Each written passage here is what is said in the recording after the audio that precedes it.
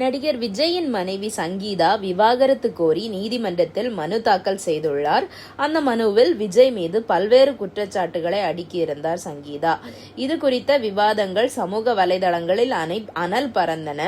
இதையடுத்து நேற்று திருவான்மியூரில் நடைபெற்ற திருமண விழாவில் விஜய், த்ரிஷா ஒன்றாக கலந்து கொண்ட வீடியோ இணையத்தில் வெளியாகி பேசுபொருளாகியுள்ளது.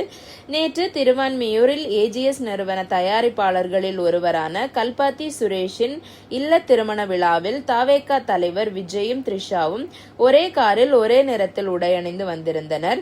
இணையத்தில் விவாதத்தை ஏற்படுத்தியும் உள்ளது இந்த சம்பவம்.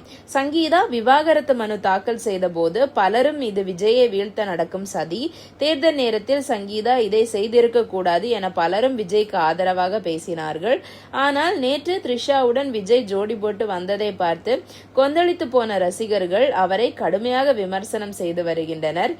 இப்படி ஒரு பக்கம் சர்ச்சை புகைந்து கொண்டு இருக்க, நடிகை த்ரிஷா இதை பற்றியெல்லாம் கவலைப்படாமல் இன்ஸ்டாகிராமில் திருமண வரவேற்பு செல்வதற்கு முன் எடுத்த போட்டோவையும் செல்ல நாய்க்குட்டியின் போட்டோவையும் ஸ்டோரியில் பதிவிட்டுள்ளார். அதோடு மட்டுமில்லாமல் செம ஜாலியாக நண்பர்களுடன் ஆட்டம் போட்ட வீடியோவையும் பதிவிட்டுள்ளார்.